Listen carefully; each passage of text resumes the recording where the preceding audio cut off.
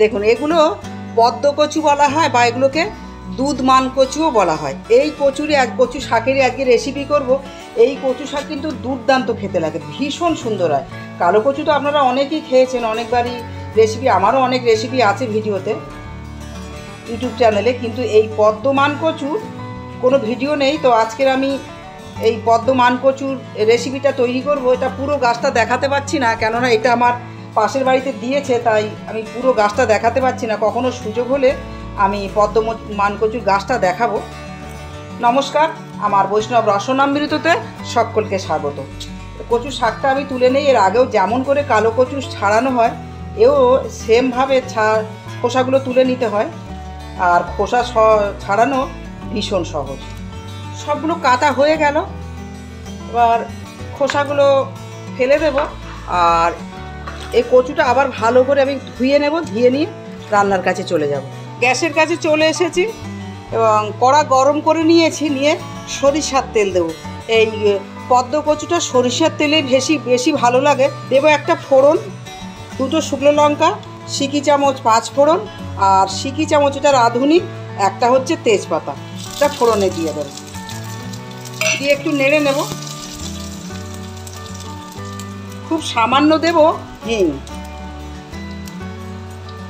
এবার ধুয়ে রাখা কচুর ডাঁটিগুলো দিয়ে দিচ্ছি।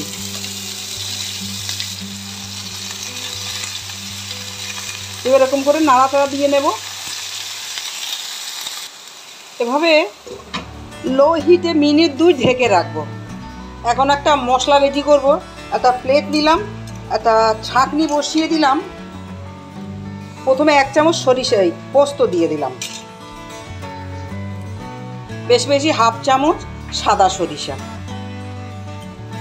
সরিষাতে ধুলো থাকে, তাই সরিষাটা একটু আমি ধুয়ে নেব।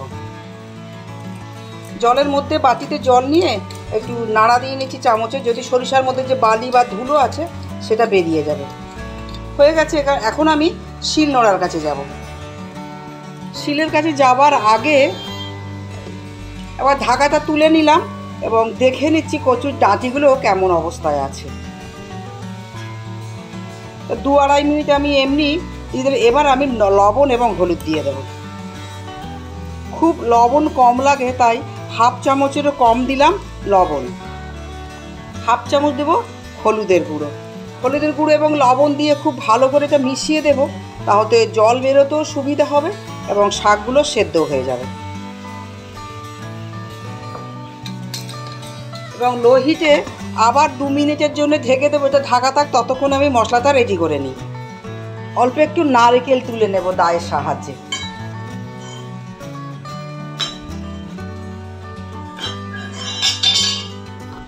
ব্যাস, এইটুকু নারকেল নিলেই আমার হয়ে যাবে। এবার এটা বটি দিয়ে পিছনের খোসাগুলো একটু তুলে নেব। এগুলো থাকলেও হয়, কিন্তু আমি তুলেই দিচ্ছি। এগুলো এরকম একটু ছোট করে নিচ্ছি। আমি এগুলো শিলেই বাটবো, তাই একটু ছোট করে নিচ্ছি। শিল পেতে নিয়েছি। 1 টুকরো আদা, 2টো কাঁচা পাকা লঙ্কা আর নারকেলের কুচিগুলো দিয়ে দেব।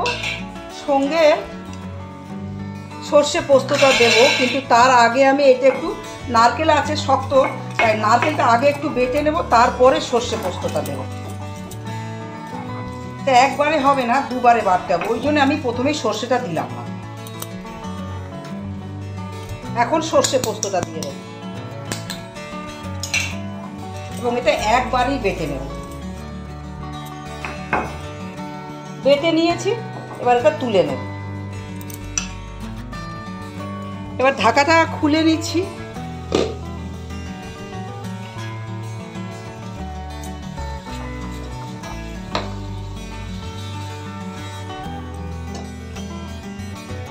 এখন বেটে রাখা মশলাটা দিয়ে দেব।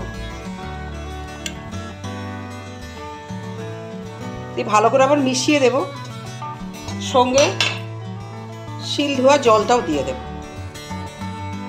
লবণ হলুদ তো আগে দিয়ে দিয়েছি, আর কোনো মশলা দেব না। তো জিরে, ধনে বা কাশ্মীরি লঙ্কার গুঁড়ো কিচ্ছু দেব না। খুব সামান্য একটু জল দেব।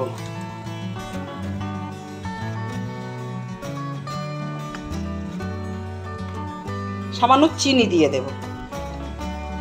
চিনি দিয়ে খুব ভালো করে আবার মিশিয়ে দেব। তা আমি আর এখন ঢাকা দেব না, এবার ঢাকা না দিয়ে এভাবে লো হিটেই আমি এটা বানাবো, এবং মাঝে মাঝে অবশ্যই নেড়ে দিতে হবে। মিনিট 2 পরে দেখাচ্ছি আপনাদেরকে। একদম শেষ পর্যায়ে চলে এসেছি, তেজপাতাটা আমি তুলে ফেলে দিয়েছি। বাপরে বাপ, একদম আকাশ ভাঙা বৃষ্টি হচ্ছে এবং মাঝে মাঝে মেঘও ডাকছে। যাই হোক, আমার রান্না একদম শেষ পর্যায়ে চলে এসেছি। রান্নাঘরের জানলা দিয়ে একটু বৃষ্টিটা দেখাচ্ছি, দেখুন কি পরিমাণ বৃষ্টি পড়ছে। ভীষণ মুখরোচক পদ্মকচু বা দুধ মান কচু রেসিপিটা আমি এখন প্লেটের ওপর ধীরে ধীরে তুলে নিচ্ছি। প্লেটের ওপর তুলে নিয়েছি, একটা লঙ্কা দিলাম আর এক টুকরো নারকেল দিয়ে দিলাম। আজকের মতো ভিডিও তৈরি শেষ হলো। সবাই ভালো থাকবেন, সুস্থ থাকবেন। আবার নতুন দিনে নতুন কোনো ভালো ভিডিওর সাথে দেখা হবে। আজের মতো নমস্কার, রাধে রাধে।